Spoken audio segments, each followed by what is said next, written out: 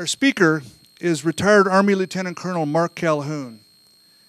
He's an associate professor at the School of Advanced Military Studies at the U.S. Army Command and General Staff College at Fort Leavenworth. He's taught there since February 2009. Mark served as a U.S. Army officer for 20 years, and he was a Chinook helicopter pilot.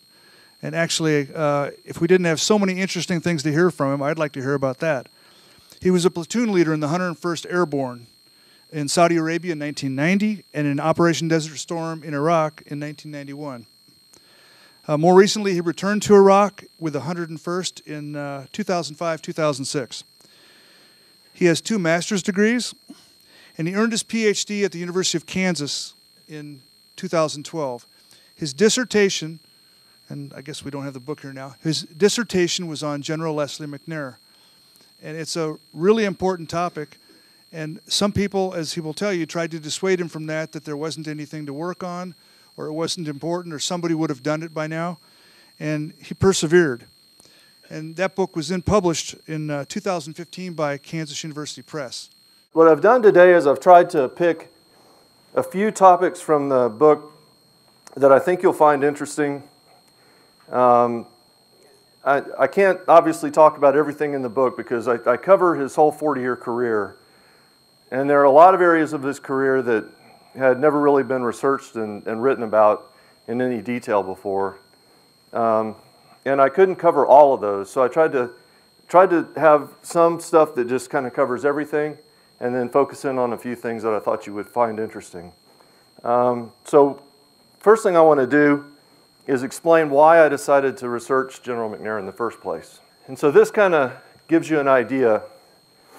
When I went to the Command and General Staff College as an Army major when I was still in active duty, I was reading a lot of World War II history, and I was studying the interwar period. And General McNair's name kept coming up, and it was generally in a negative light. And I don't know how many of you have encountered that when you've read about World War II. But a lot of historians haven't been very kind to General McNair, or if not unkind, they've just kind of not really known what to say about him because they didn't have records and they weren't really sure what role he played. But they're talking about a problem, and it's a problem that's kind of in an area that he's responsible for. So you almost have to make the assumption that he's somehow responsible, at least partly for it. So not necessarily intended, but sometimes just by association, McNair kind of comes across as a person who maybe isn't all that effective. And I kind of wondered, well, if he's not really that effective an officer, why does he keep getting promoted? And picked by people like George Marshall, Malin Craig, and put in these really high-level key positions. And so that's what made me want to study him.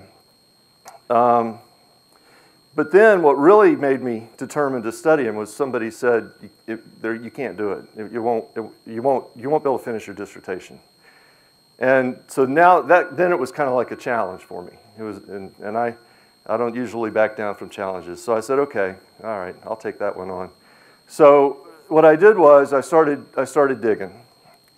And one of the things that people told me as they tried to dissuade me from this research was, you know, when McNair died and then his son died, and I'm going to talk about this some later, his wife burned all of his papers in grief. And, you know, I'm not sure this happened, but I had several people tell me, well, I think that this happened, and the rumor is that that's why no historians are able to find any papers on him. So interestingly enough, my first research trip was in 2009.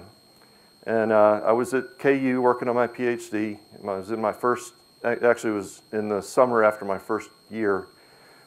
And I went to the National Archives, and then I went to the Library of Congress. And at the Library of Congress, I went up to the archivist's desk, and I asked him, do you have any McNair papers? Do you have anything on Lesley McNair? And the archivist said, you know, I don't know. I don't know if anybody's ever asked us that before.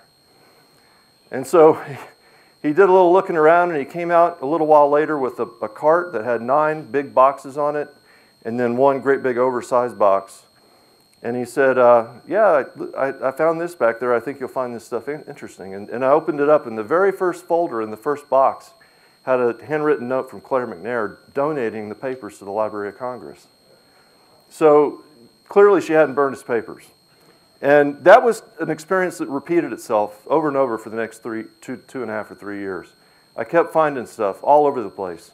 And then I would find things, and they would lead me to a place he had worked, and then I would go look there, and sure enough, they had stuff on him.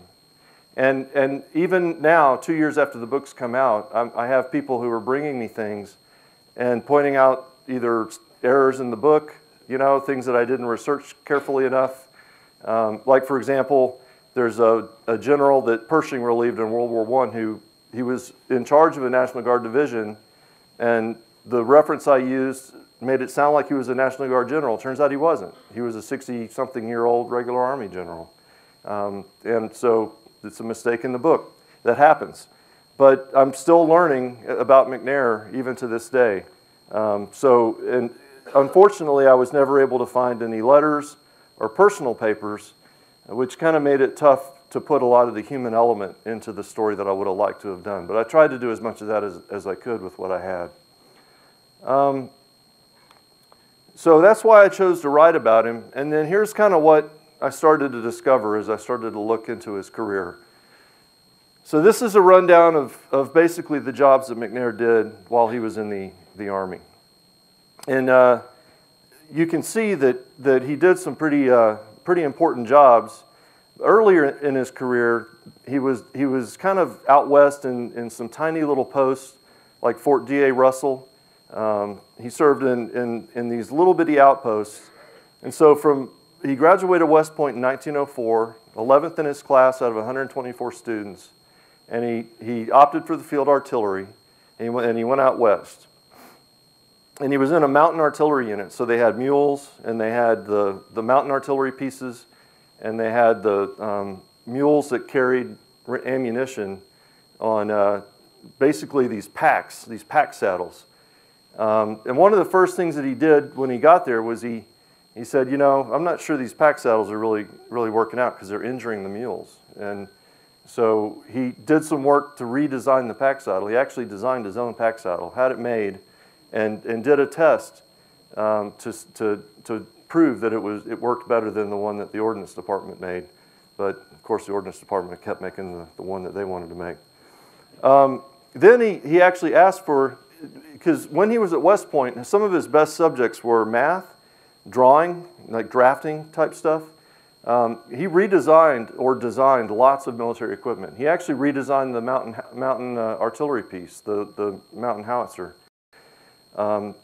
because there were problems with the sight and a couple other things with the gun carriage and that kind of stuff. And he actually did the drafting type drawings and everything and submitted designs like that. He was known for that sort of thing.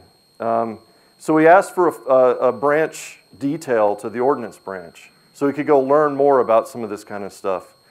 And there's also probably another reason, which I talk about in the book, and that is that Claire McNair, who he had met while he was at West Point, also happened to live out east.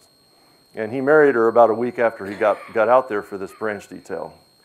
So after he'd spent a few years out west, or actually 2 years out west, he goes back out east, and he served at about 3 or 4 different posts, including the branch, the Ordnance branch office, you know, the branch headquarters, and then a couple of places where he did machine work, and he did, you know, all the different kinds of work that the Ordnance folks did to actually make Army equipment. And he learned all kinds of stuff about how that worked. And then he went back out west again and did some more work in the mountain artillery. And from there, he was selected to go to France as an observer not long before the war started, World War I. And then he came back and he went and served on the expedition to Veracruz under Funston. He worked as a supply officer during that expedition. And then he went with Pershing on the punitive expedition. And so that's where he got to know Pershing. And so then when World War I started, he actually shared a stateroom with George C. Marshall on the ship going across the Atlantic. And when they arrived in France, Marshall went to 1st Division, which was where McNair was supposed to go as well. But because Pershing knew him and he needed an artillery trainer on the Army Expeditionary Force staff, he said, I want McNair. And he grabbed him, brought him up to the AEF headquarters.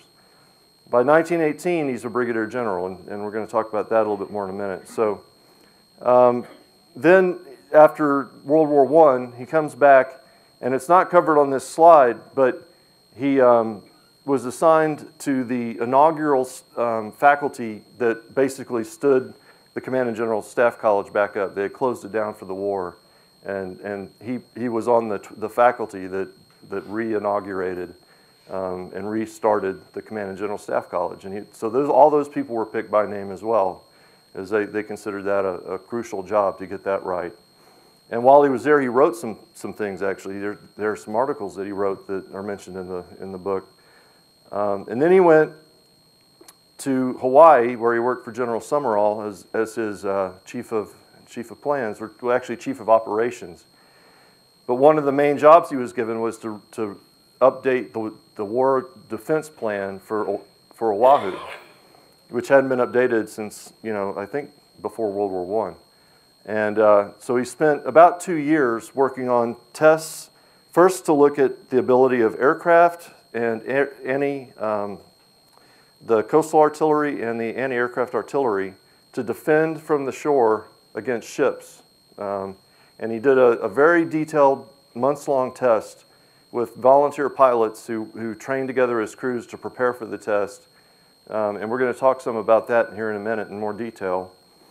And he also he wrote a new defense plan for Oahu.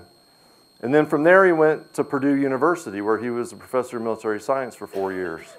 And I found lots of stuff on him from there, articles he wrote, and also just information about him that was pretty interesting.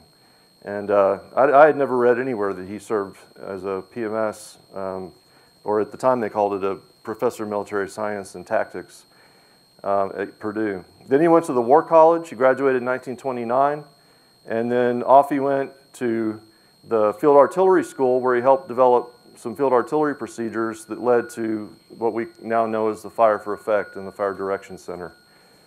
And then you can see there he served as a battalion commander, and then he went to the Civilian Conservation Corps, where he did some great things. Spent a couple years doing that, and then he went to the office of the Chief of Field Artillery, and then from there to the Brigade Command, where he redesigned the division into the triangular organization from the square divisions of World War I. And we talked about that some in the session out here at 6 o'clock.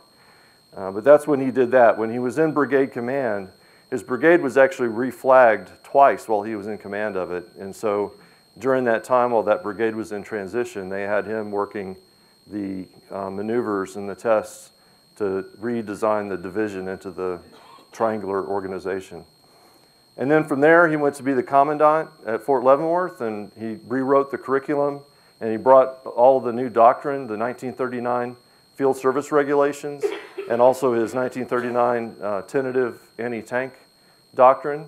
And he incorporated some of this new doctrine into the curriculum, and he redesigned the curriculum around the general staff sections, G1, G2, G3, G4, so that the way the students were trained mirrored the way they would operate in an actual unit, and tried to make it more realistic. And then towards the end of his time at Leavenworth, as protective mobilization started, the Army needed to produce graduates much faster, so that he had to take that year-long course and make a short course out of it. So he turned it into about a 2-month-long course. And then the last 2 assignments you see there are the ones that you generally hear the most about him. The Chief of Staff of the General Headquarters, which he did for 2 years, and then the Commander of the Army Ground Forces. So that's kind of a rundown of his career.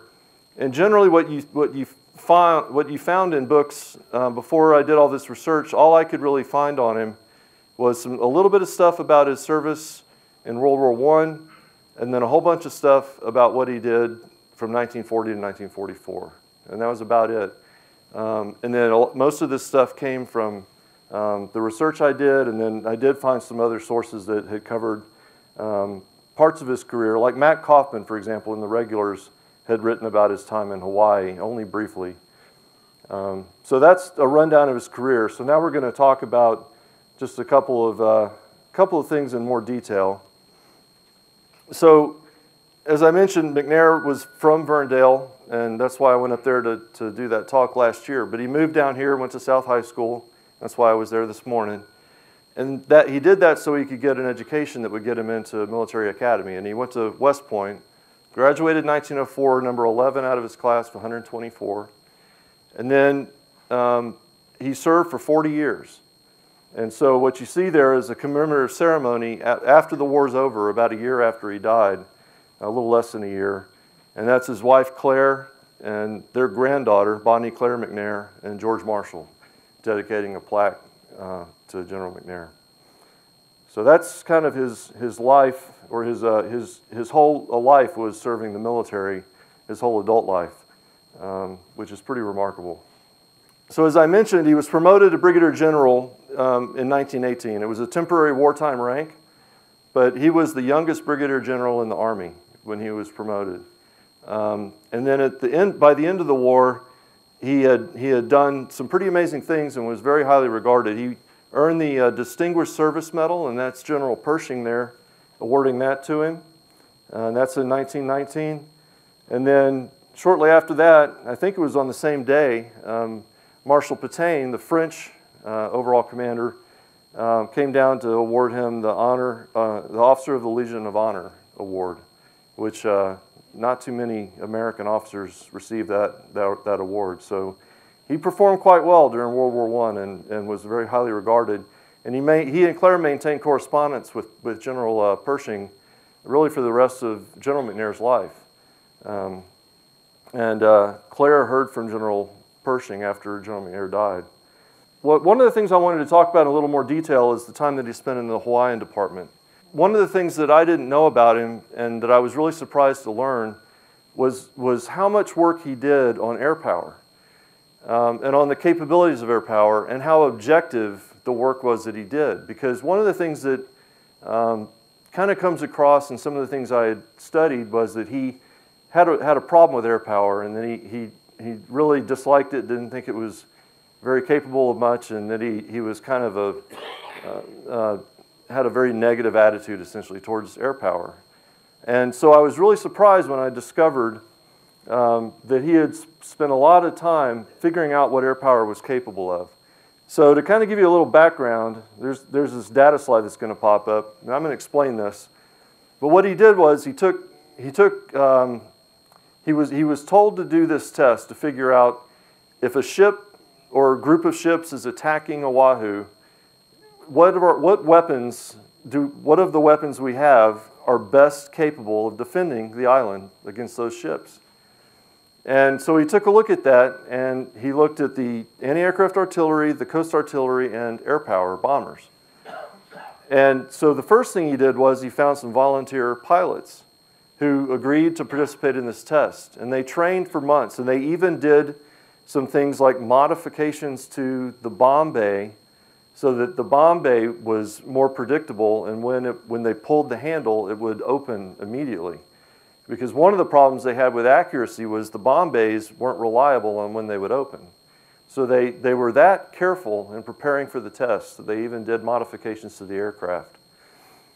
Well, when they finally did the tests, what they did was, what this chart shows is the results of the tests charted out by the type of aircraft, the altitude it was flying at, the azimuth that's coming in towards the target, and then the data over to the right basically shows the distance of error, or how far away each drop hit. And what they were doing was they were towing these big kind of triangular or square-shaped targets that would float on the surface of the water.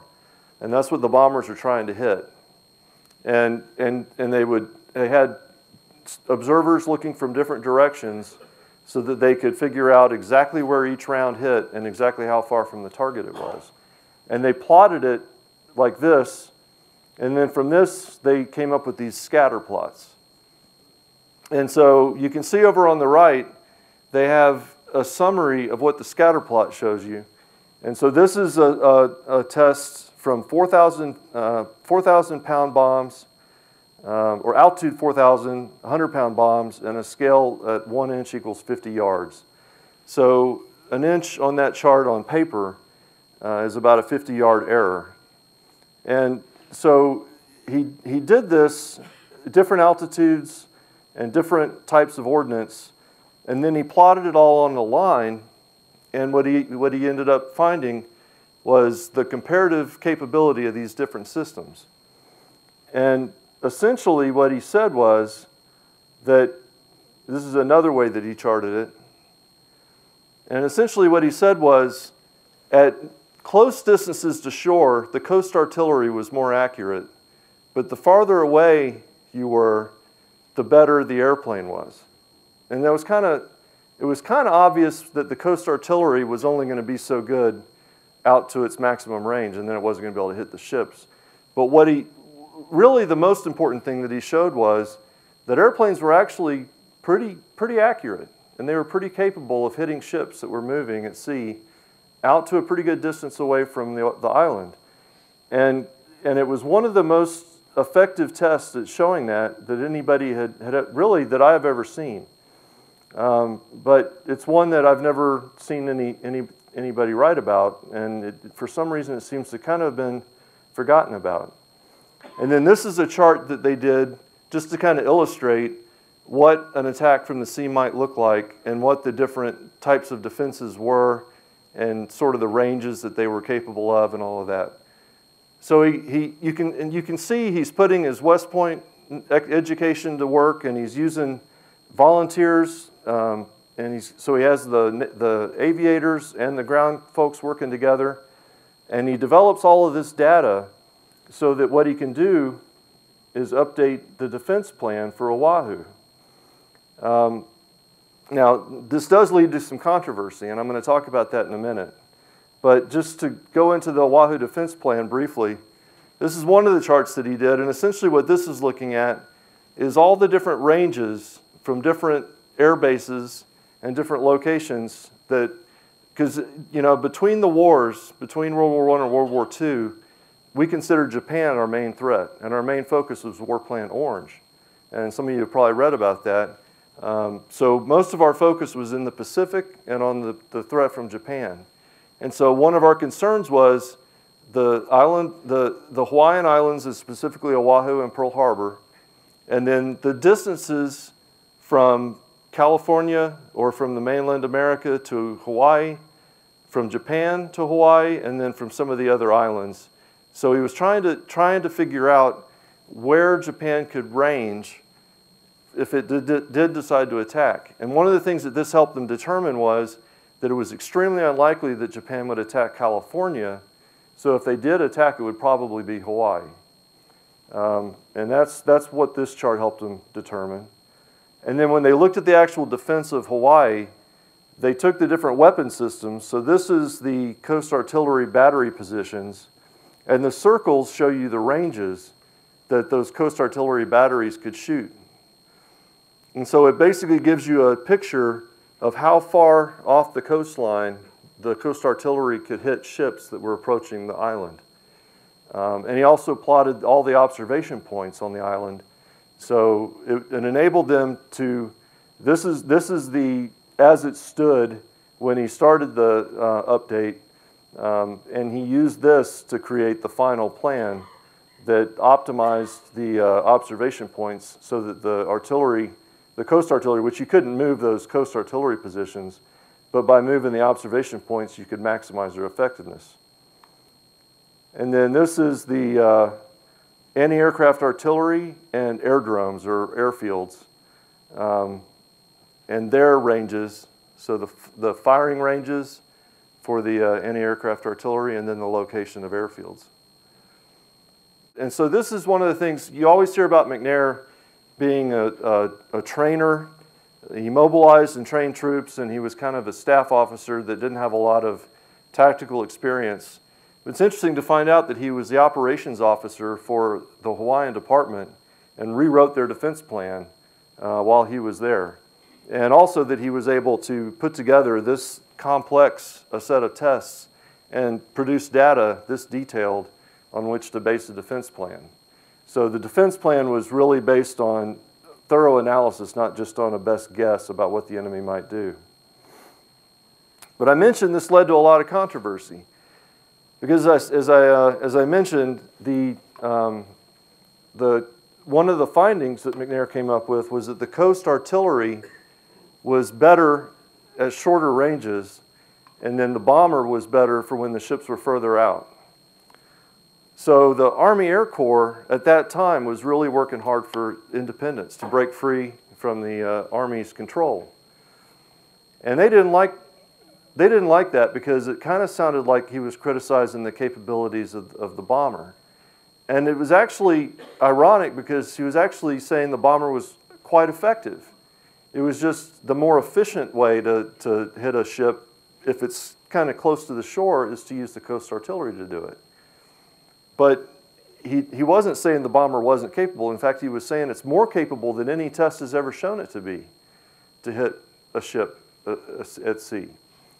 But still, this created all kinds of controversy, to the point that the branch chiefs were so upset about this that the president finally said, okay, stop your arguing. We're going to have a board, and we're going to figure this out, so you guys will stop arguing amongst yourselves and start working together. And so this was the President's Aircraft Board of 1925. And it's President Harding, I believe, who actually formed the board and called it to order. And he got about, I think it was about 15 people from different high-level positions, either in business or former politicians. It wasn't people who had a vested interest in, say, commercial aviation or anything like that. So he tried to get people who were experienced and senior, and who could speak their minds and would be listened to and considered experts, but who didn't have any biases. And then they called it 99 witnesses. About more than half of them were aviators, or flyers, or pilots of some type. And they had a couple of things they wanted to figure out, and one of them was whether or not commercial and military aviation should stay separate or they should combine them for efficiency. And one of the decisions of the board, or recommendations of the president that he approved, was that they should keep them separate. The commercial aviation shouldn't be mixed up with military aviation. Probably a pretty smart choice. And then you can see some of the other decisions that were made by this board. The testimony, interestingly, it varied quite a bit among the different people who testified, not even the ground versus the air. But the major complaint the air power advocates had was that Army officers didn't understand how aviation worked. And so they were disadvantaging the aviation personnel and kind of holding them back from what they were capable of. And so one of the things that was interesting was a lot of the aviators kind of contradicted each other in their experience of working for ground officers and whether or not that was really true. But the general impression was that there were some issues. So they decided not to make a separate Air Force, but they did decide to call it the Army Air Corps.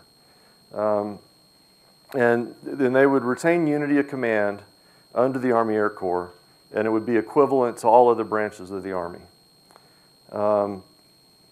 And one of the things the board recommended was, let's avoid this delusion that a new form of a weapon could change the nature of warfare. And that's a lesson that history had taught them that they wanted to try to remind the president of, that based on the testimony they'd heard, there wasn't any new weapon system. None of the weapon systems tested was going to change the fundamental nature of war. And then probably the most important insight is in the bumper sticker down at the bottom of the slide. One of the board members was quoted as saying, "The next war may well start in the air, but in all probability will wind up, as the last war did, in the mud." And that was pretty prescient, I think, in 1925, because that's pretty much exactly how the next war happened. It started with an air attack at Pearl Harbor, and it ended in the mud in Germany and in the Pacific, on islands in the Pacific. Air power was certainly important to the war, but it took, just like it has for centuries, it took ground forces to seize terrain and take control of terrain to finish off the enemy. So this aircraft board was a pretty amazing find.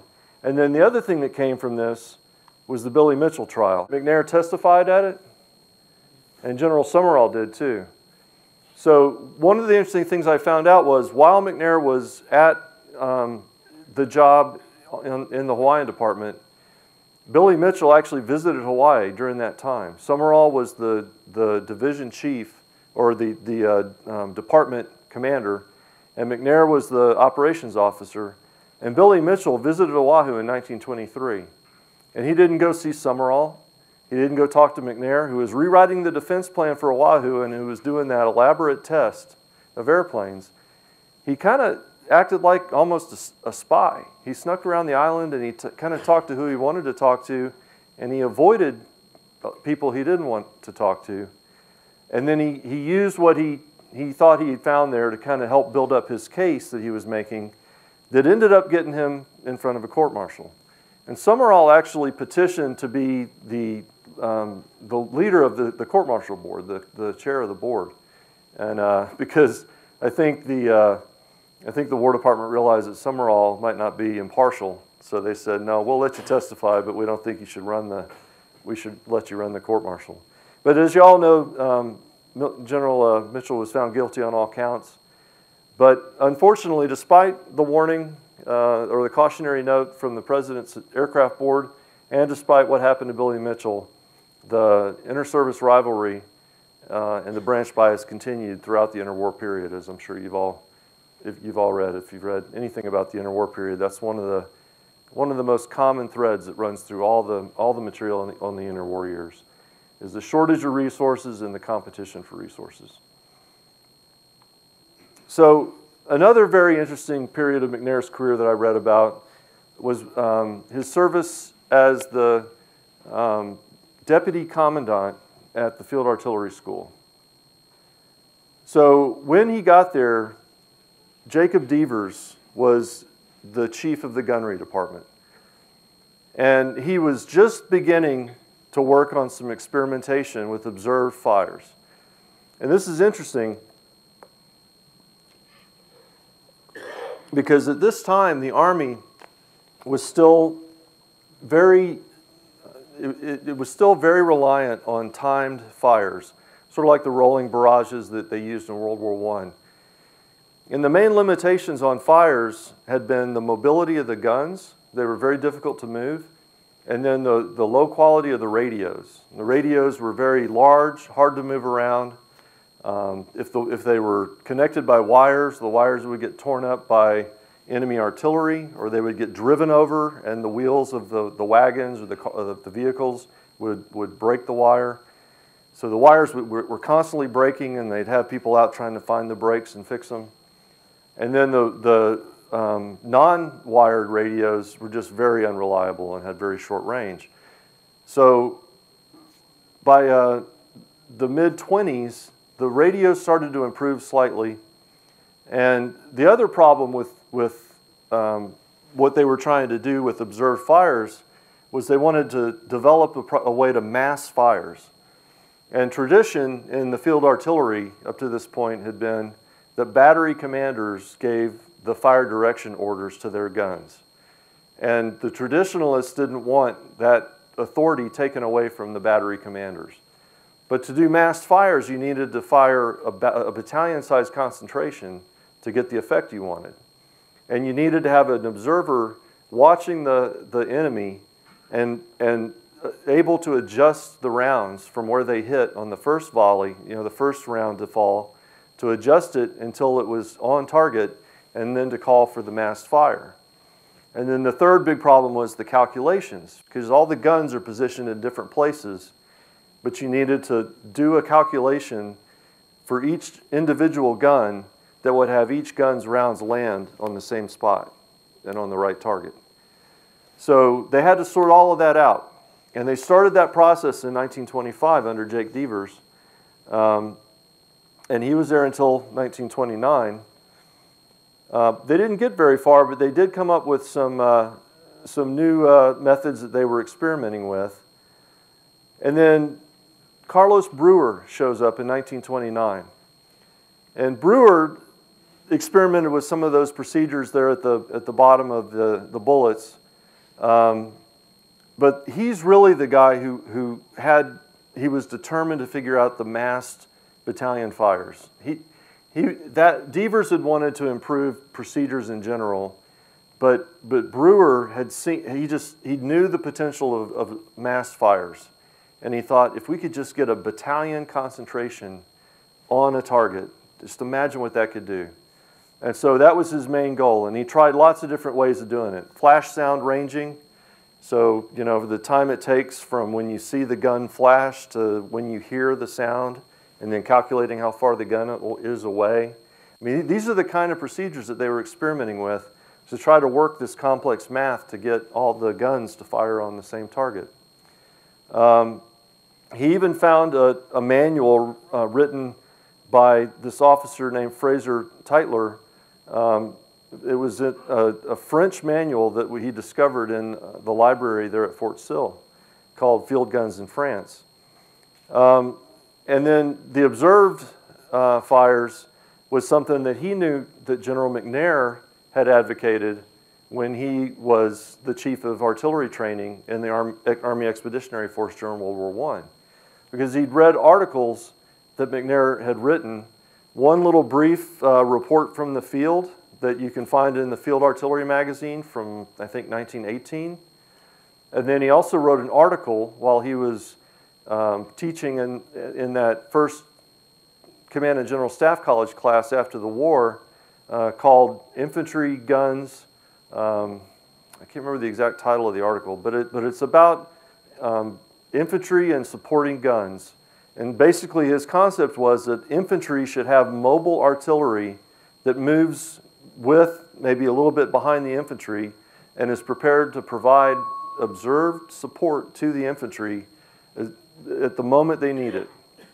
And so they didn't have to depend on a timetable and wait for a barrage to end and then start the attack and hope that the barrage did what it did. But when they discovered some enemy target, they could call for fire and have an observer direct the fire onto the target. And that was what Brewer really wanted to work out, and he knew that McNair was a proponent of it. And so McNair showed up at the Field Artillery School around the time Brewer did. And McNair, as the deputy commandant, was in charge of the curriculum of the Field Artillery School. So the gunnery department was doing these experiments on the weekends. The officers and the NCOs that were working on it would work on some of this stuff during the week, but then they would go out on Saturdays and they would do gunnery practice, testing these different procedures that they were coming up with. And when General Orlando Ward, and you may have heard of him from the North Africa fighting, you probably know he got relieved of command in North Africa, but then later he got sent back to the front again. He was actually a pretty effective general. But when he was at the gunnery department, he actually helped bring Brewer's vision to reality they got some new radio sets. They solved the problem of the math, essentially, how to use different forward observers and the reports they were calling in, and the data where the guns are positioned and where the target is and how to send a fire direction order that would mass fires. And essentially, by the time Orlando Ward leaves in 1933, the Fire Direction Center, kind of the proto-Fire Direction Center, is all worked out. Now, over time, between 1933 and when World War II started, there were some improvements to the radios and other improvements that made it even more capable. But this is when it was created. So why is this important as far as McNair? Well, McNair knew that the traditionalists didn't like this idea. And so I read something that the regulars, Matt Kaufman, wrote in the regulars about while McNair was in Hawaii, he helped develop the Fire Direction Center. And there was this tantalizing little sentence in the book. And the reference that he used, it said, the Field Artillery folder at the Center of Military History. And that was it. So I went to the Center of Military History. Well, by then they had sent all of their records to the National Archives. And so I'm thinking, oh, what are my chances of finding this thing? So I actually called Matt Kaufman. and he couldn't remember where he got the folder. He said, call Janice McKinney. She wrote the organizational history of the field artillery, two volumes, and other stuff about the field artillery. So I called Janice McKinney. She was also retired, and she also couldn't remember what folder I was talking about. So I'd hit a dead end. And so I thought, man, this would be so great if I could prove that this was true, and I'm never going to find it. I'm never going to figure it out. And then I actually started finding more stuff, and the thing that sealed it was the branch historian of the field artillery branch sent me a letter that he found at the technical library at Fort Sill, actually a set of letters that McNair and Brewer exchanged during that time while Brewer was in charge of the gunnery department. And Brewer wrote to McNair and said, hey, we're trying to do this thing, but we're getting a lot of resistance from the top and we could use your help. And McNair says, okay, I got you. And it's pretty fascinating. And so what McNair did is he fended off the traditionalists and let the gunnery department do their work.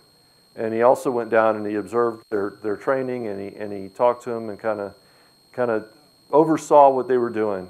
And there was even a takeover attempt at one point where the tactics department tried to take control of gunnery training because they knew what they were doing at this point. They knew that they were out there doing these experiments. They didn't like it. So they thought, well, if we can take it over, then we can stop them from doing this. And McNair prevented that from happening. And so by the time he leaves in 1933, and also Orlando Ward, basically the procedures are in place. And the way, as it turned out, the field artillery inflicted somewhere around 70% of all the casualties inflicted by the Army ground forces on the enemy in World War II. So those mass fires procedures were extremely vital to the success of the Army ground forces. So I wanted to talk a little bit about World War II and Army effectiveness, because one of the things that I learned as I was doing my research was that much like I had a negative view of McNair from some of the things I'd read that turned out to not really be the case when I'd done this research, I also started to realize that the material superiority narrative, that the Army won the war just because we had more stuff than the enemy, wasn't really true. We had a manpower crisis in 1942. We were providing Lend-Lease to the British, to the Russians, to the Chinese. So we were really barely able to keep up with our production schedules, and our main shortage was shipping. And so the Army was still, it wasn't material superiority or even personnel superiority. So there had to be something in the training that made the Army effective. And so I decided I wanted to try to write a story about McNair, but also a story about the Army and how the Army changed over the interwar period to become the Army that went and fought World War II, and how it had the effectiveness that it did. And studying McNair helped me kind of work some of that out in my mind. So as I mentioned, getting into McNair is what led me to this question. And kind of the overall finding is that McNair, reading about him taught me, the way I see it is that the Army didn't adapt to the conditions that it encountered when it hit the battlefields in World War II. It learned how to do what it was trained to do with a determined enemy firing at it and fighting against it. Now I know that there were replacements and there were problems with the replacements. We talked about that some out there, but the divisions that deployed to combat had gone through a year of training. And although they had some cadre pulled out to start the training of the next division, that division was a well-trained unit, and there was sound doctrine in place that worked well. And as long as they fought in accordance with their doctrine, which was basically a combined arms effort, so you didn't send tanks in to try to defeat a German defense without infantry support and artillery support and anti-tank guns to help out. You had to use combined arms. And so really what I think happened was the Army got into combat, and it each unit had its first experience of combat, and soldiers started to get battle hardened. They started to remember what they had learned, what they had been trained, and they started developing the ability to do it in the arduous conditions of combat. And you see the successful units in World War II basically fighting the way their doctrine described.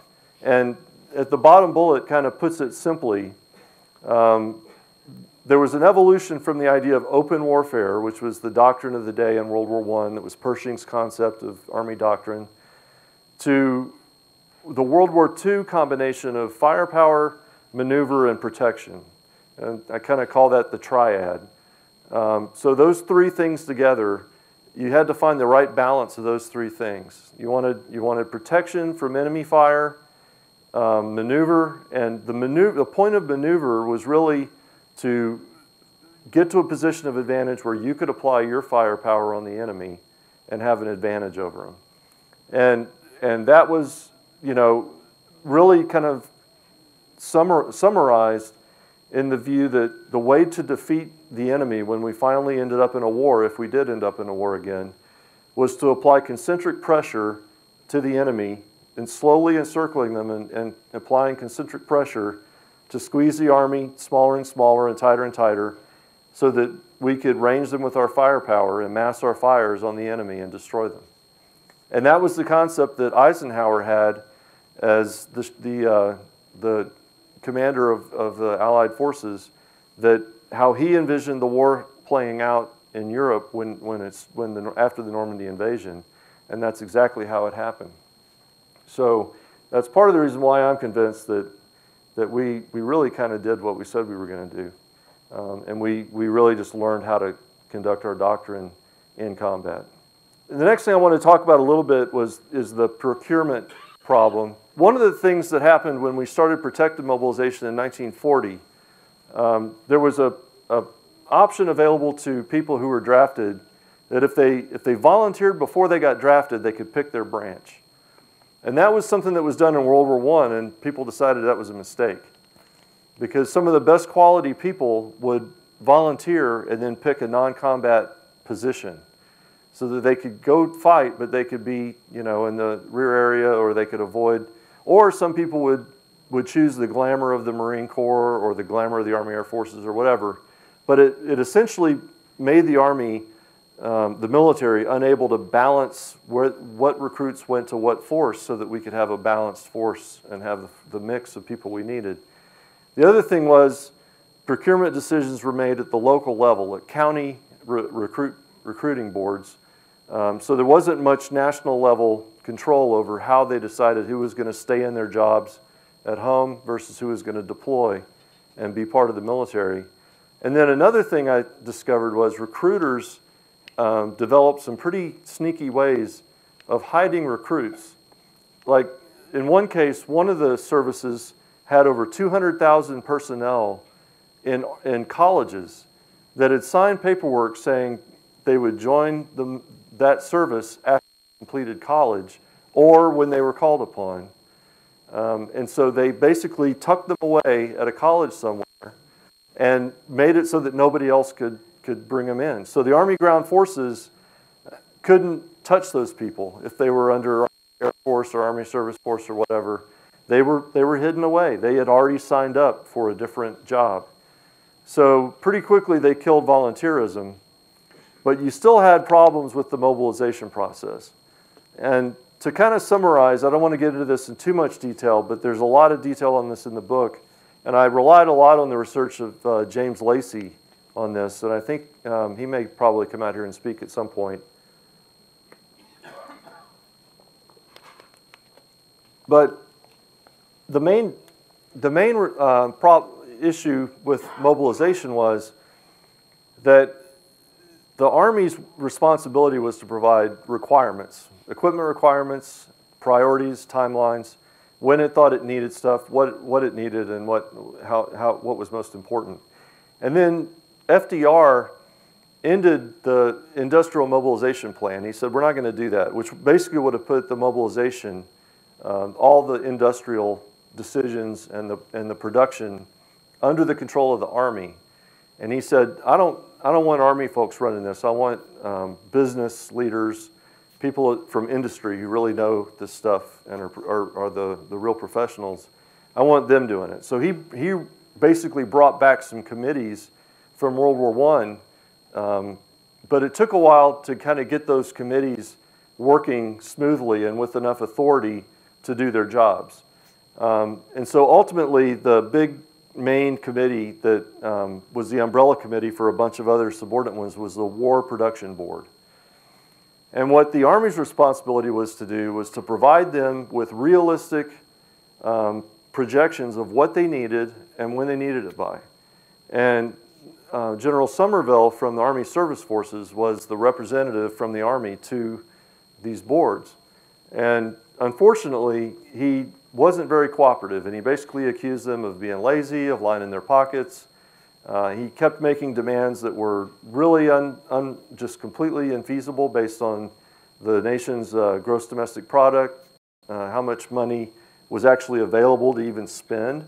I mean, he was asking for more production than the total GDP of the nation, everything we spent on everything total, not just on the military.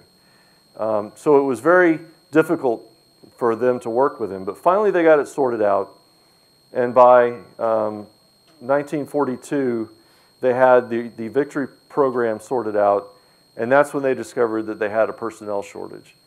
And so they went from the 200 division plan that had kind of been the initial plan to the 90 division gamble, because they realized that they didn't have enough people to create as many divisions in 1943 as they planned, and they didn't have close as many as they needed to create enough in 1944. So they cut way back on the number of divisions projected and cut the planned Army personnel for 1943 by 330,000 soldiers. And that's why we ended up having to go to the individual replacements. So this is just something that McNair did, that this is one of the few times where he was actually kind of in the limelight.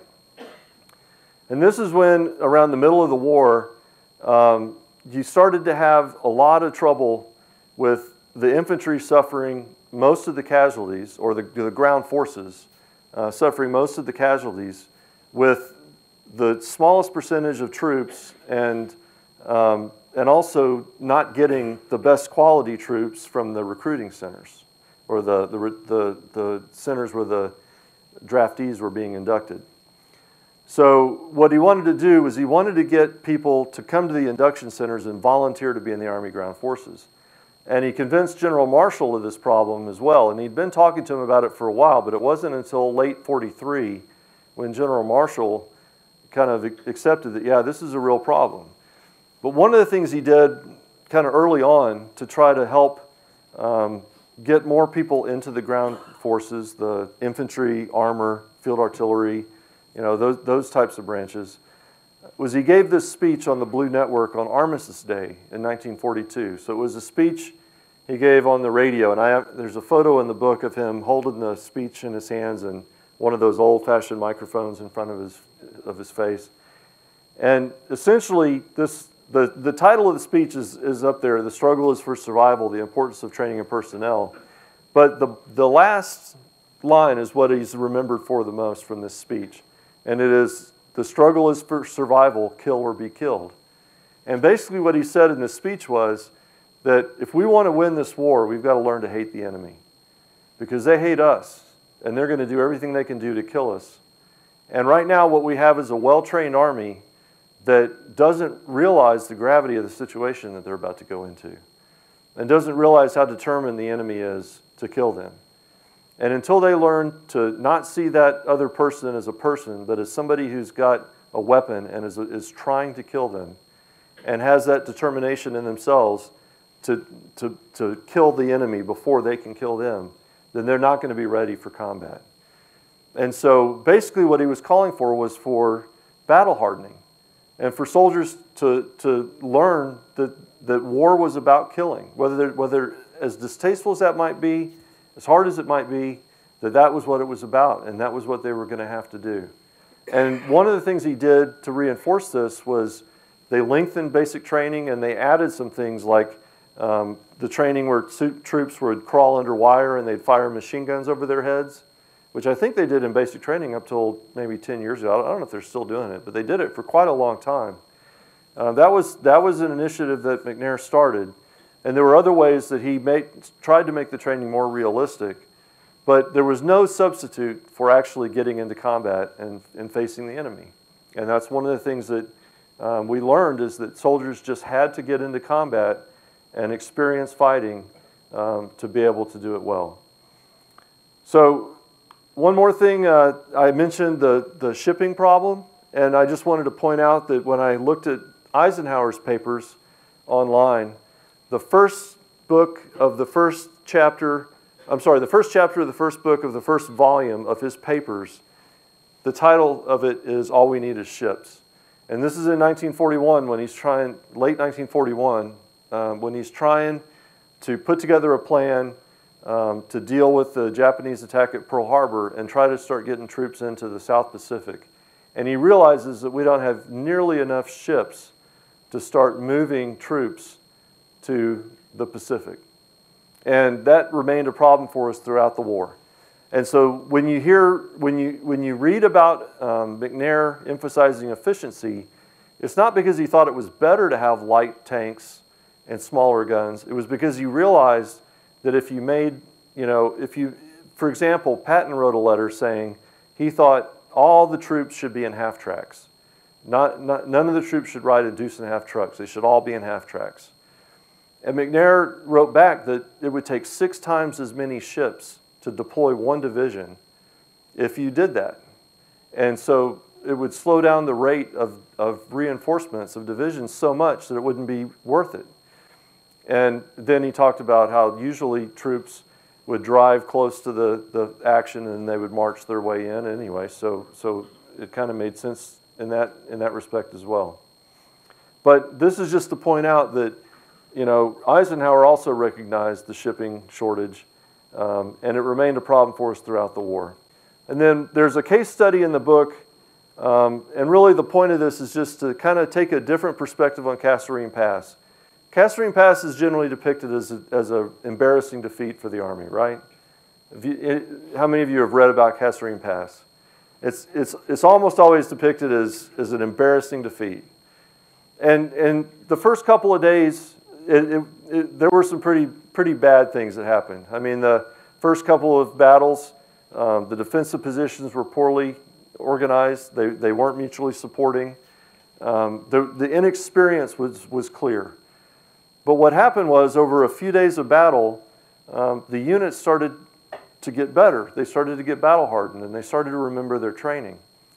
And about a week into the battle, Rommel is about to make his last really strong push, and he's envisioning pushing all the way to Morocco and surrounding the Allied force in Tunisia, and then coming around and encircling them and destroying them. But around the same time, General Terry de la Mesa Allen, 1st Infantry Division commander, and General Robinette, a combat command commander, they figured out where Rommel was going to attack, and they created a defense in depth using combined arms, the way Doctrine described. And when Rommel attacked, he pummeled against that defensive line, which had a whole bunch of artillery, by the way, up on the ridge lines, and they were doing mass observed fires, just like the Fire Direction Center that was designed at the Field Artillery School. And Rommel fought till he was down to just a couple of tanks, and he couldn't break through the lines, and he retreated back to the Mareth line to join his other forces that were facing the British 8th Army. I call that a victory. So to me, the story that Kasserine Pass is an embarrassing defeat, part of it is, and part of it is a great success story. And I think that's what you see with the U.S. Army for the majority of the war, is units arriving in combat, experiencing that initial shock, getting over that, and then figuring out how to do what they've been trained to do in those tough conditions. And once they kind of get that sorted out, fighting pretty effectively after that. And Rommel had really nothing but good things to say about the effectiveness of the U.S. Army. So this is what Gerhard Weinberg had to say about the Kasserine Pass campaign, if you look at it as a series of actions. He said, the American tactical defeat and its 2,000 casualties had 3 repercussions, an immediate one and 2 more lasting ones. The immediate one was some personnel changes. And as you know, General Friedendahl, the Corps commander, was relieved, and Orlando Ward was relieved. And Patton was put in command of the Corps, 2nd Corps. But the more lasting effects, he said, were on the Americans and British thereafter. The first one was the American Army learned a great many useful tactical lessons. Note the word learned there. They didn't make it up. They learned it. To me, they just figured out how to do what they'd been trained to do in combat.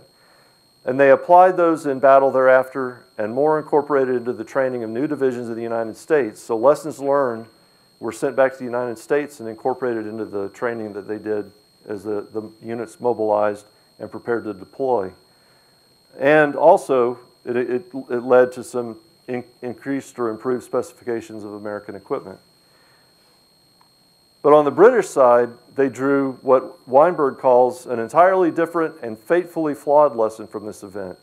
Both General Montgomery and Field Marshal Alexander concluded that the Americans were hopelessly trained and led, made poor soldiers, and were unlikely to improve quickly in either performance or leadership. And Weinberg's conclusion was it's difficult to understand why they found it so hard to comprehend that the Americans, taking several months to learn what it had taken the British Army and its leaders 3 years to learn, was a good thing, not a bad thing. So Weinberg gets it, in my opinion. And he understands that Kasserine Pass was a success story for the Americans in several ways, but it did cause irreparable damage to the British-American relationship because the British looked down on the capability of the U.S. Army really from then on. And then I want to end with just a couple of things about the end of McNair's career. So this first one is a map from when the first time so he visited the front twice while he was the AGF commander. First time was in 1943, after Kasserine Pass, but while they're still fighting in Tunisia. And he went to observe a unit in the attack. And he was up on a hill, and he'd gotten a little too close to the top of the hill, and the Germans spotted this concentration of people and figured it was probably a headquarters, I guess. But they started, firing artillery at him.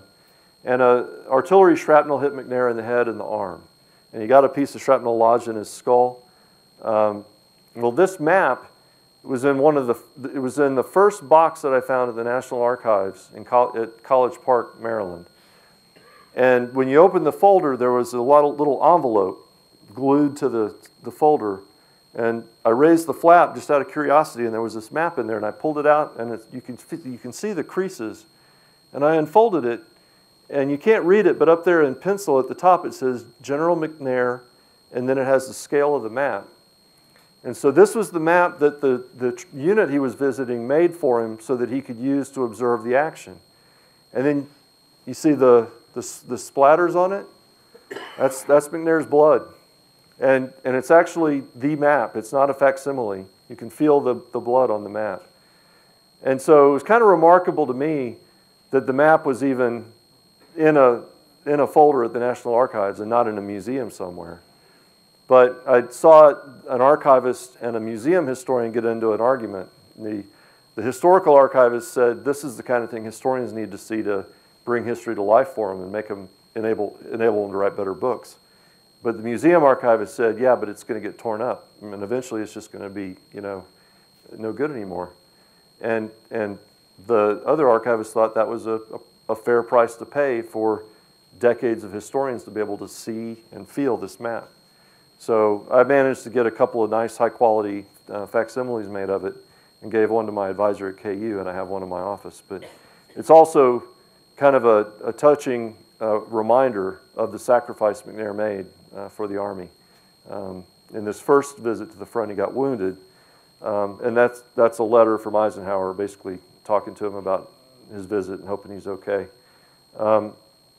This next one, McNair visited the front a second time, you guys are all probably familiar with Operation Cobra, the breakout from the hedgerows in Normandy. And McNair visited. He was actually sent, he was on the short list to be an Army Group commander. They were about to form the 15th Army Group, and they had 3 people as possible selectees for the command. McNair was one of them.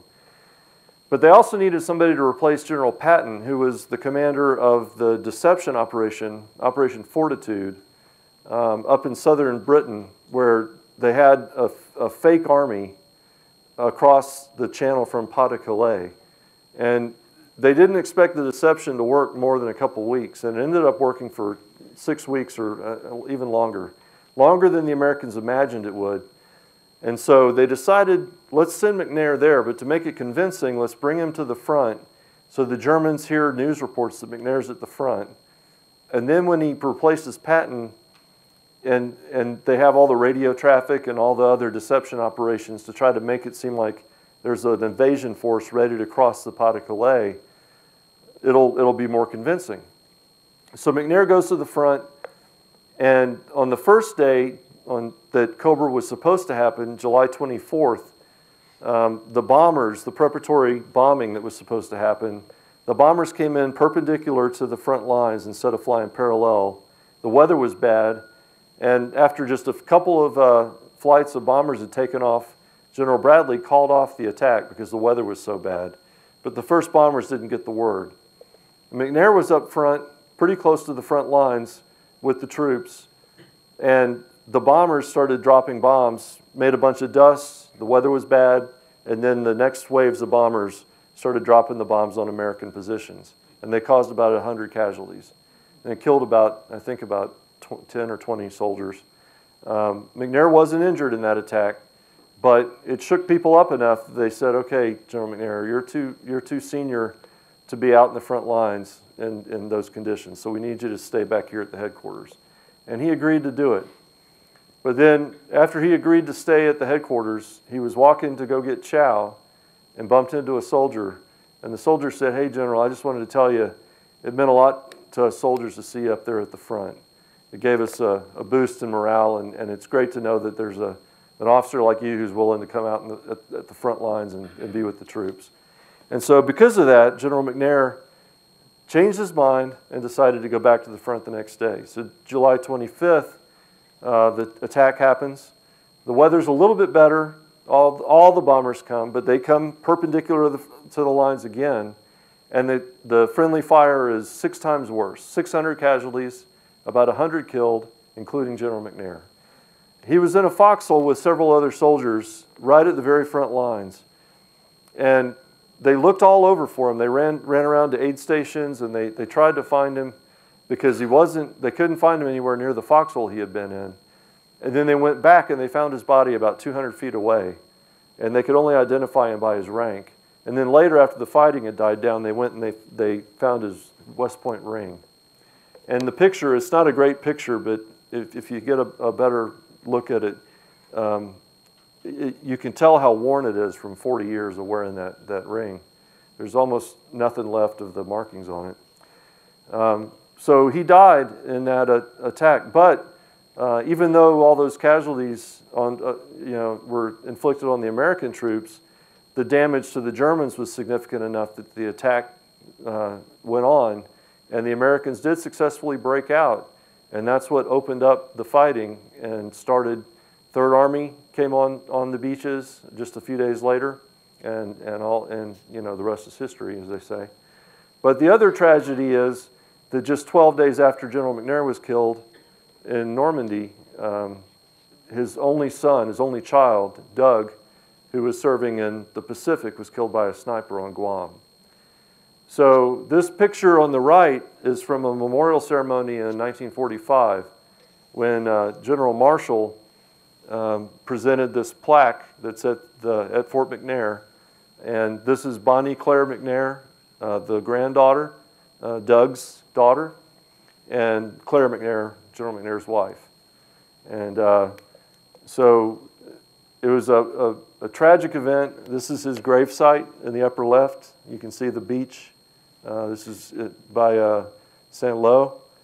And I haven't ever been out there to see it, but I've managed someone who took a photo of his gravesite and posted it to a website. I contacted her, and she sent me some high-quality photos, and hopefully one day I'll be able to get out there to see it.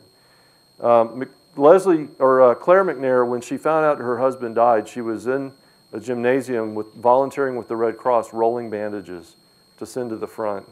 And an officer came into the room, sat down next to her, talked to her quietly, and they got up and walked out.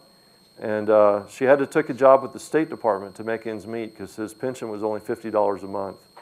And then in the 1950s, Congress promoted 2 of the lieutenant generals killed in the war because it was temporary rank, just like they did in World War I. They promoted them to permanent rank of full general, and that gave her enough of a pension that she could then retire. But it took almost 10 years for that to happen. I don't know how many, there were a whole bunch of people who were promoted posthumously by Congress. So that's the remarks I had prepared. Do we have time for questions? Yeah. Okay. Anybody have any questions? Thank you. Mark, one of the things, before I put it out to question, I want to ask is that one of the first things that comes up with McNair is who's responsible for the Sherman and the tank destroyers and the tank destroyer concept. Right. And how much is Marshall, how much is McNair, and how much is restriction by the economy. Right. And maybe you can kind of just line item down through that. Sure, okay. So one thing about the Sherman tank that's important to remember is that the commanders at the front weren't complaining about the Sherman tank until 1944 when they started to encounter lots of Panthers and Tigers in France and in mainland Europe. So the Sherman was actually highly thought of as a tank, as an effective tank, until they came up against those British or those German heavy tanks. And I know that a lot of accounts criticize the Sherman and criticize the decision to go with the Sherman and not build a heavier tank. But if you go back to that brief discussion of the shipping problem, if we had built something like a Panther or a Tiger, which would have weighed maybe almost twice as much as a Sherman and taken up so much more space on the limited shipping we had available, imagine how many fewer tanks we would have had. And in addition to that, the production ability of America to retool the assembly lines that it already had prepared to build the Stuart and the Grant, and then they were already working on the Sherman, to retool that again to make another tank, a heavier tank, which they actually did, but they didn't get it to the front until 1945 when Pershing. Right, Pershing, when it didn't even. I don't believe it was even involved in any engagements, if I'm not mistaken, or it was only a few. I think it was in one. I think it was in one. Yeah. Is that right? Just one? So I believe one. Yeah. So that's how. So they did delay a little while before they decided to do that, but the process took about 2 years from conception of a new piece of equipment to fielding it and getting it ready to send to the front. It was about a 2-year process. So the reason they went with the Sherman was primarily because it was a design they already had. They were confident that it was a reliable tank. It was reasonably fast. It had a decent gun, especially when they upgunned it to the little bit larger caliber gun, and it was a much more efficient vehicle based on the shipping that was available. As far as the tank destroyers, when the whole tank destroyer discussion started, you still had the competition between the cavalry and the infantry, who each wanted to own the tanks. And the cavalry they weren't allowed to call the armored vehicles they were working with tanks because there was already an attempt to squash this branch competition. So the War Department said, if the cavalry wants to work with something like a tank, you have to call it something different. So they called them cavalry cars. It's kind of a clever way to get around the rules. You're talking like Greyhounds. Right, yeah. And exactly. So it's kind of a sneaky way to try to get around the rules. And then the infantry also wanted to control the tanks. And they would, you know, if they had their way, they would have basically big heavy tanks that could fire HE and reduce strong points to make it easier for the infantry to, you know, continue the attack. Like World War I. Right, essentially a World War I kind of concept. But a lot of people, like Patton, like Eisenhower wrote an article that he got in a lot of trouble for. You know, Eisenhower was an infantry officer, but he wrote an article about armor that he got called on the carpet by the branch chief and told, you know, okay, that's your one chance. If you write another article advocating tanks like that, you're not gonna be an infantry officer anymore. And you may not be an Army officer anymore. So he got in a lot of trouble for that. But there were a lot of people who were kind of, in addition to all these other changes happening with redesign of the division and the new weapon systems that were available, they were realizing that the next war wasn't going to look like World War I. And one of the differences was going to be the way tanks operated. And so what people were starting to see was that the real benefit of the tank was the maneuverability that it provided. And you know, the armor was important and the size of the gun mattered, of course, but the speed of the tank and the reliability of the tank were also very important. It needed to be able to cross fairly small bridges and fords to get over rivers easily, and it needed to be maneuverable enough to exploit seams in the enemy's lines. And one of the things that I've read a lot is that people talked about using tanks to encircle the enemy, and that never happened on the Western Front in Europe because the front lines were too dense. But it's not true. I mean, all you have to do is look at the maps in the green books, and there are encirclements that happened all over the place. When the 80th Division hit the ground, their first encirclement was of the town of Argentan, and then they went from there to the Moselle Crossing, and the 4th Armored Division did a huge encirclement around the German defenses of the Moselle to get behind them as the infantry, the 80th and I think one other division, or a combat command I think, attacked from the west side of the river. The 4th Armored Division encircled around the back. So they did do encirclement operations with the tanks. They just weren't the gigantic ones that the Germans did during Barbarossa. Well, let me play devil's advocate. Okay. I think I've read that Devers was trying to get the M26 Pershing through. Right. It was blocked. Right. Right. It was blocked by McNair, and was that because of? Well, McNair didn't have the authority to block anything. Okay. But he did recommend that it be blocked. Okay. And so what Marshall did is he asked what Eisenhower's opinion was. And Eisenhower said, I don't think we need it. And this is why I go back to that point that at that time, his subordinate commanders weren't complaining about the Sherman. They were all happy with it. And then it was later in the war they started to complain, and Eisenhower said, yeah, maybe we do need a heavier tank. And so at that point, they started to work on it. But when Marshall asked the question the first time, Eisenhower agreed. You know, McNair said, I don't think we need it. And Eisenhower, when Marshall asked him, he also said that. And your timing is good because we previously had Maury Klein talking about Call to Arms, his book, and we discussed mass production and the amount of time it took not only to design mass production, and then later build it, and the complications of retooling. So. Right. Anyway, I just wanted to kick that off. That's an obvious question for McNair. I think that's a good answer, a good set of answers. And the tank destroyer decision, that was General Marshall's decision. McNair wanted towed anti-tank guns, and he didn't like the concept of the tank destroyer, but General Marshall overruled him.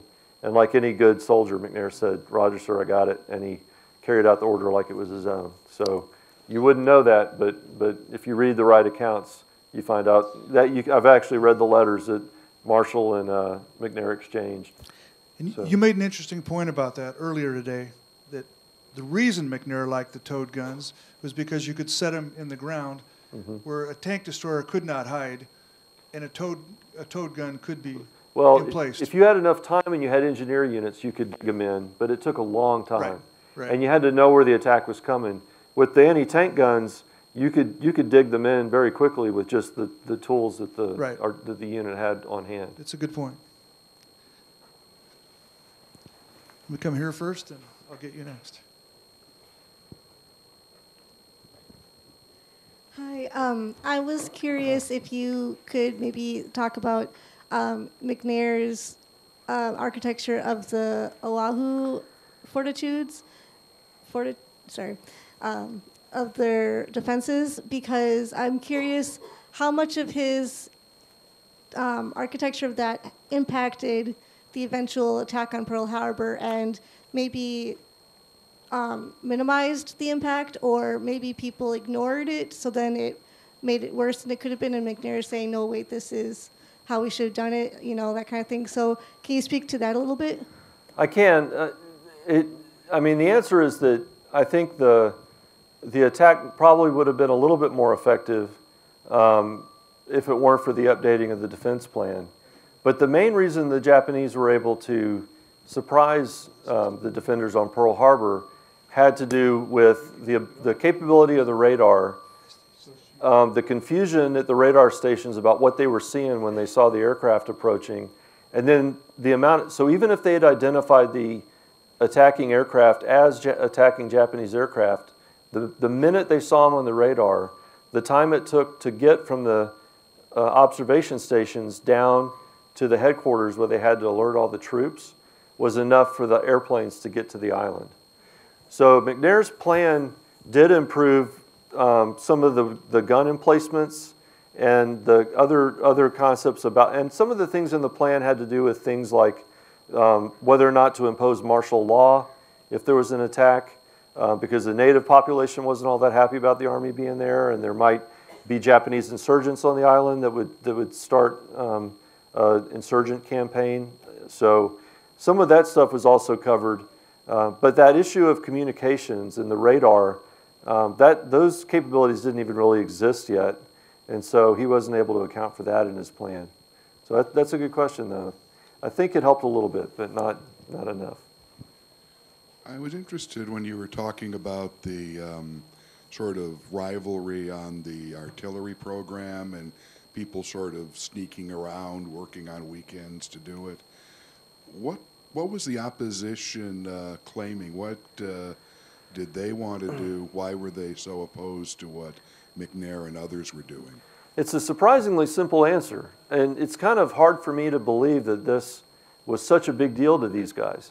But people who had come up in the artillery branch had a very strong opinion that battery commanders should control their guns, and they should get the firing orders, and then they should actually issue the firing commands to their own battery guns.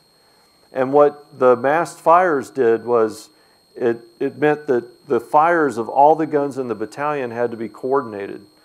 So it essentially made the commander of the battery a commander in every other sense, but when it came time to fire the guns, all that was being controlled at the battalion level. And the traditionalists in the branch didn't like that because they thought it took a certain authority away from the battery commanders that they'd always had and that they felt like it was essential for them to continue to have. So that was really it. That was their problem with it.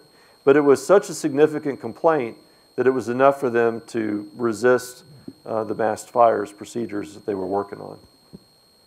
So. Hi. What from McNair's time survives into the modern Army? The realistic training at basic training, I think, is one of the main things. His concept of training in general, so starting with individual training at basic training, and then specialty training at whatever MOS or specialty school the soldier would go to, and then unit training at the small unit level, and then culminating in sort of large unit exercises, which now we do at places like the National Training Center and at the JRTC and in Grafenwehr. So we still have areas where we do the large unit maneuvers. They're not as large as the Army maneuvers just because the Army's not as big now. But his basic concept of how you take a new recruit in the Army and you train them as individuals first and then make them part of a unit, and then that unit trains from small to large, that concept is exactly the same now as how he designed it in 1939, 1940. So that's the main thing that survives from McNair's day, I would say. Okay, I don't have a question, but but I do have a comment. I am Army retired, Army Reserve retired specifically. But two comments. First of all, my father was a tanker support battalion at the same time that General McNair was killed and was bombed with the same bombs. Wow. Since he is Minnesota native, I do remember his comments, and he had a lot of admiration for a fellow Minnesotan. And I was born probably one county west of where he was born, about 40 years later. But anyway, thank you very much. Absolutely. Thank you. That's interesting. Thank you for sharing that. That's great. Definitely.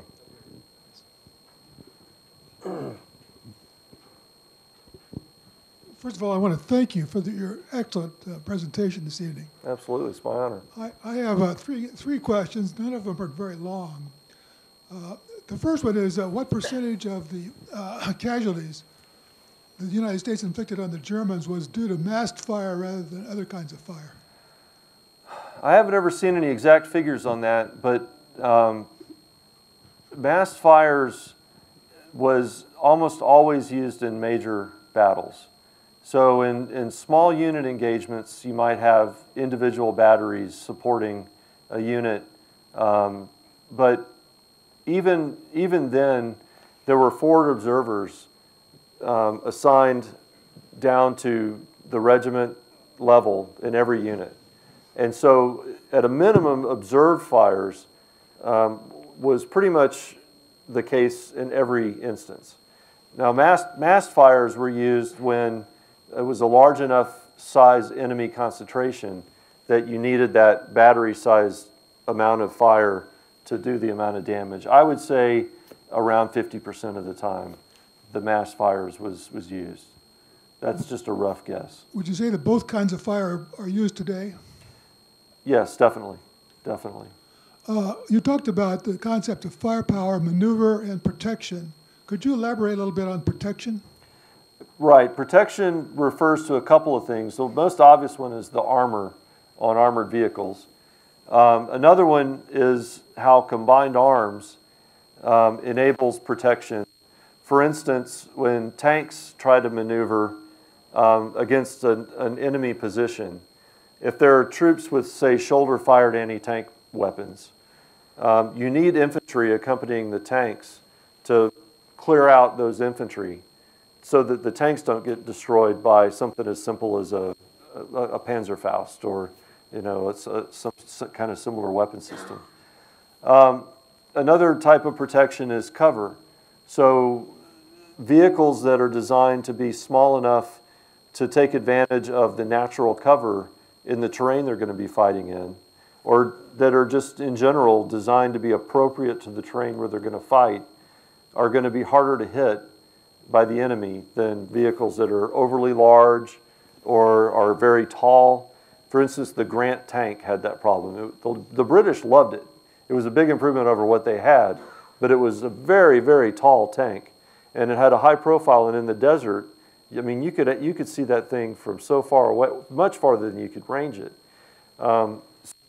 Protection came in a number of forms, and it's not just about armor, but that's kind of the main one.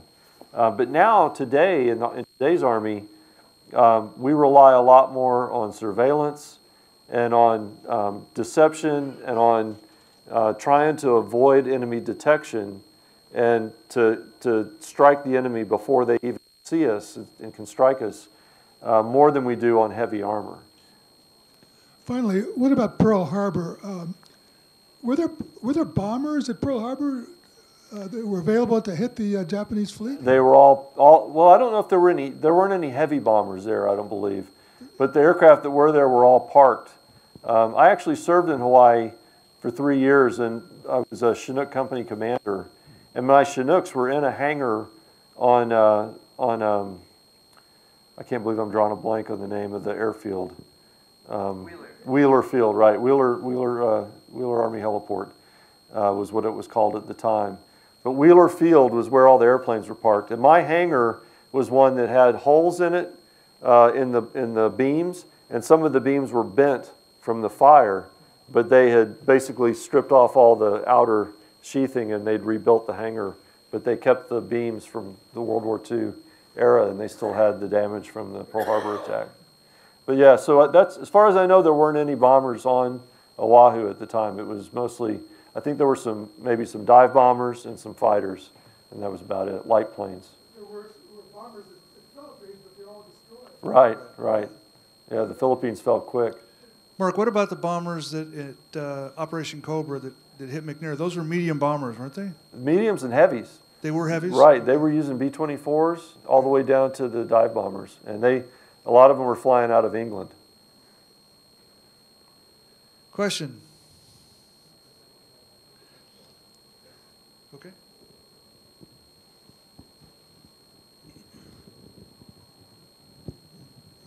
Back to the selection of the Pershing or the Sherman tank. I thought quite some time ago I read about where there was a conference before the war as to what kind of tank they should go with, and I don't remember what rank Patton was at the time, but he was involved, and it was going around the room. You know, what should we have? Mm-hmm. And I thought they turned to him as being the only one with experience from World War I with tanks. And I seem to remember them saying something about that. He said they didn't need the Persian tank because they needed a tank for infantry support, not for tank-to-tank battles. And that was the reason why he went with he voted, if you will, for the Sherman, not that he was the one that... Sir, you're exactly right. That's exactly right. Patton was a huge advocate of the Sherman tank. And he, even late in the war, he wasn't complaining about it. Yeah. When I think in late 44 or early 45, they did another poll of the tank unit commanders, and that was the first time that you had commanders really adamantly saying we need a heavier tank. But Patton was an advocate of the Sherman throughout, so you're exactly right. Patton was an advocate, Erzik, Leach, all the people that I'm familiar with in 4th Division were big advocates. I will say I have read quite a bit about Patton in World War I, even recently.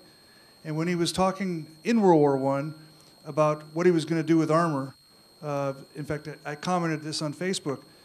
Among the objectives, besides clearing barbed wire, was he was already envisioning breaking through and exploiting with the tanks. And what was interesting is at the time, the Renault tanks in his 1st Tank Brigade could go about a mile and a half an hour cross country, but he was still already envisioning breakout. So he did like this Shermans, but for that reason, because they were fast. But he was envisioning breakout and mayhem and chaos. And that's similar to the ability of McNair to see the potential of the field artillery if it could just get the communication and the calculations figured out to do massed fires, observed massed fires. So it's remarkable that you had these officers who in 1918, 1919 could visualize what war was going to be like in the 1940s and picture it that far in advance and be as close as they were to write about how it was going to work. Right. And to the point on field artillery, the 4th Armored, 7th Armored, I mean, they relied heavily on artillery, of course, and air power, tactical air power, to clear out those intersections that were zeroed in. And to kill tanks. And to kill the big tanks that were right. set in defensive positions for those intersections. Right. Yeah, absolutely. Yes.